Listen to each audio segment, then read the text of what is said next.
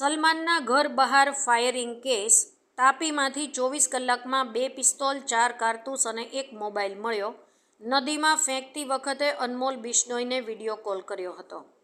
મુંબઈમાં સલમાન ખાનના ઘરની બહાર ફાયરિંગ કરનારા આરોપીઓ વિકી ગુપ્તા અને સાગર પાલ સુરત આવી તાપી નદીમાં 2 પિસ્તોલ ફેંકી દીધી હતી.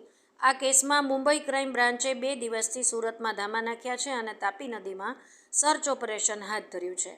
જેમાં 1 દિવસની શોધખોળમાં 1 પિસ્તોલ મળી હતી, જ્યારે બીજી પિસ્તોલ પણ આજે મળી આવી છે.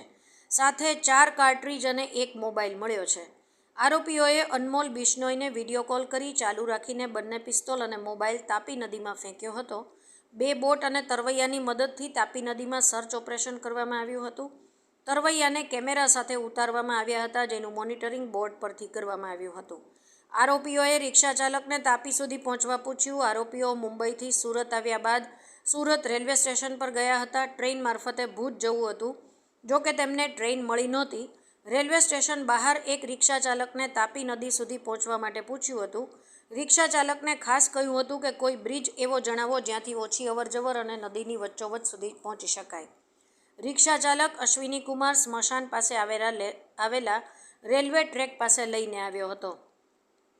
એન્કાઉન્ટર સ્પેશિયાલિસ્ટ દયા નાયક પણ તપાસમાં જોડાયા છે. આરોપીઓએ અનમોલને વિડીયો કોલ કર્યો હતો. અશ્વિની કુમાર સ્મશાનની પાસે આવેલા રેલવે ટ્રેક બાજુમાં ચાલી શકાય તે રીતે એક રસ્તો છે. રેલવે ટ્રેકની બાજુમાં ચાલીને ત્રીજા પિલર પાસે આવીને બંને આરોપીઓ ઊભા રહી ગયા હતા.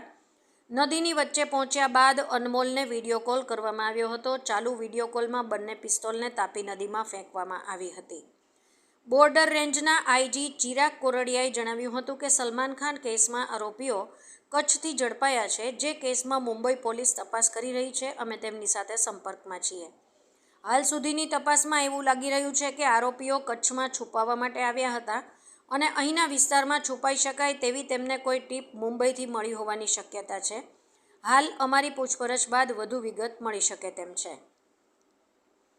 આરોપીઓ મુંબઈથી ભુજ સુધીનો રૂટ 14 એપ્રિલના રોજ સલમાન ખાનના ઘર ઉપર ગોળીબાર બાદ બંને આરોપીના રૂટ તથા કચ્છમાંથી તેમનું પગેરું મેળવી ધરપકડ સહિતની વિગતો એ રીતે છે કે ગોળીબાર બાદ બંને નજીકમાં જ આવેલા માઉન્ટ મેરી ચર્ચ નજીક બાઇક છોડી દીધી હતી. ત્યાંથી રિક્ષા પકડીને તેઓ બાંદ્રા રેલવે સ્ટેશન આવ્યા હતા. ત્યાંથી તેમણે બોરીવલી જતી લોકલ ટ્રેન પકડી હતી, પરંતુ ટ્રેનમાં નજીકના જ સાંતાક્રુઝ સ્ટેશને ઉતર્યા હતા. પછી ચાલીને વાકોલા સુધી ગયા હતા અને રિક્ષામાં બોરીવલી પહોંચ્યા હતા. બોરીવલીથી સુરત જવા માટે એક ટેક્સીમાં બેસી ગયા હતા. જોકે ટેક્સી ડ્રાઈવરે તેમની પાસે આંતરરાજ્ય પરમિટ ન હોવાથી ગુજરાત બોર્ડ પહેલાં જ ચારોટી પાસે ઉતારી દીધા હતા. ત્યાંથી ગુપ્તા અને પાલ ટ્રકમાં સુરત આવ્યા હતા. બંને સુરત સ્ટેશન પર ગયા હતા અને ટ્રેનમાં બેસી ગયા હતા. ભુજ જતા વચ્ચે સુરતના અશ્વિની કુમાર પાસે આવેલા રેલવે બ્રિજ પરથી પસાર થતા સમયે ચાલુ ટ્રેનમાંથી રિવોલ્વર નદીમાં ફેંકી દીધી હતી. 15 એપ્રિલના રોજ બંને આરોપીઓ ભુજ પહોંચી ગયા હતા. ત્યાંથી માતાના મઢ પહોંચી મંદિર પરિસરમાં સામાન્ય યાત્રાળુ હોય તે રીતે આરામ કરી રહ્યા હતા. એ સમયે જ મુંબઈ અને પશ્ચિમ કચ્છ એલસીબીની ટીમે બંનેને ઝડપી લીધા હતા. કચ્છથી પકડાયા બાદ તેની પૂછપરછ શરૂ કરાઈ હતી. એક બાજુ મુંબઈ ક્રાઇમ બ્રાન્ચના અધિકારીઓએ જણાવ્યું છે કે ફાયરિંગની ઘટનામાં સામેલ આ આરોપીઓનો હેતુ અભિનેતા સલમાનને માત્ર ડરાવવાનો હતો, નહીં કે તેની હત્યા કરવાનો. બીજી બાજુ કચ્છમાંથી પકડાયેલા 2 આરોપીઓ હરિયાણામાં અન્ય એક સાથીદારના સંપર્કમાં હતા. તેને પણ પકડી લેવામાં આવ્યો છે.